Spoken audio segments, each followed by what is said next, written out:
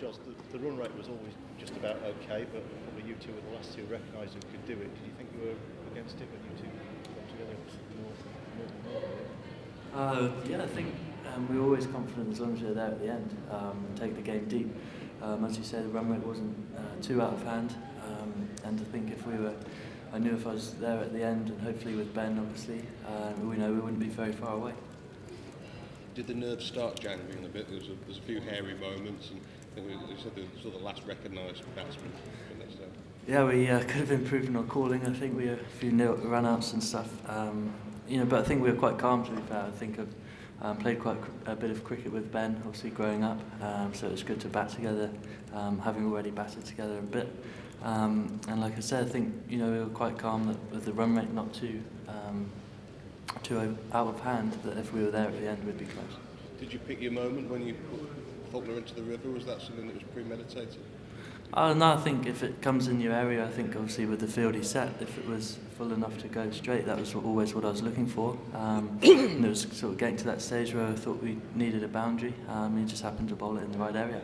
Are you particularly good, do you think, at keeping a rate that you like? Is that one of your strengths, that you know where you want to keep the rate as you're going along? Because you're becoming a very, these innings, you're finishing games nicely. Yeah, I think as long as you keep calm in those situations, I think you're always aware of what's comfortable. We've played enough cricket now to know when it's getting out of hand, and obviously they bowled pretty well as well throughout. And you sort of pick your bowlers, pick your moments, and hopefully it comes off in your favour. Getting that Watson LBW decision overturned on review was obviously pretty crucial. Were you confident that it was missing?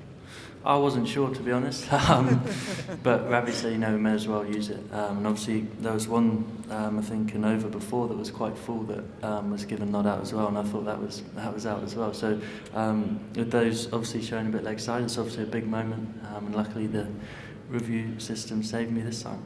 There's obviously quite a few more senior players not in this series.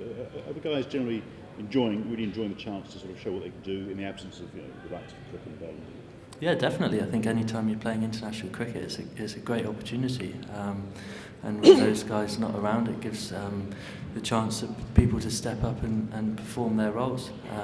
There's still plenty of experience in the side as well, but some exciting young talent who are desperate to grab those opportunities.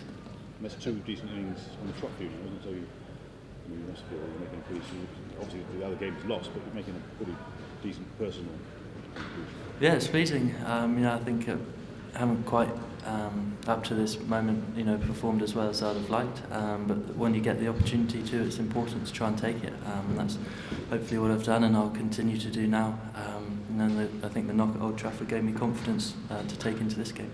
Owen, how often have you walked in after 3 and 3 balls at something like 8 for 3? Not a lot.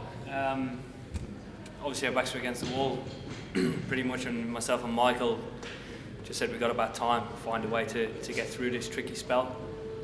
Mackay bowled, pretty well. And how satisfying overall for you with this young team you're leading is to win that sort of tight game where it could have gone either way? Yeah, it's hugely satisfying. I mean, guys can take a lot of confidence from today, particularly the young guys coming through, the likes of Stokes. In particular, who's taken on a huge amount of responsibility and shunned through the whole lot of it. He's impressed me quite a lot.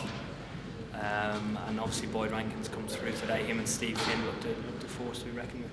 So important for Michael just to be able to steady himself with that half century as well in tricky conditions. Yeah, certainly.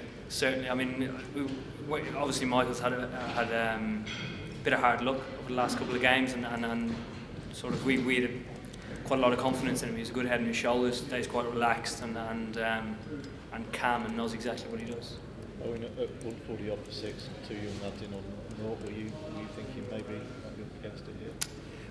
I think it's always tricky coming out in those situations, particularly when it's done a lot throughout the whole innings. I think what we did really well was rebuild.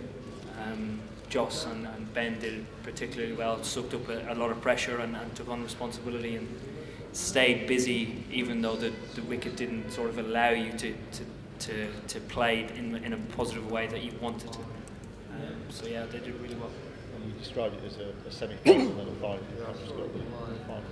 Yeah, absolutely. It's a huge opportunity for us, particularly with the squad that we have, to go and take some silverware back.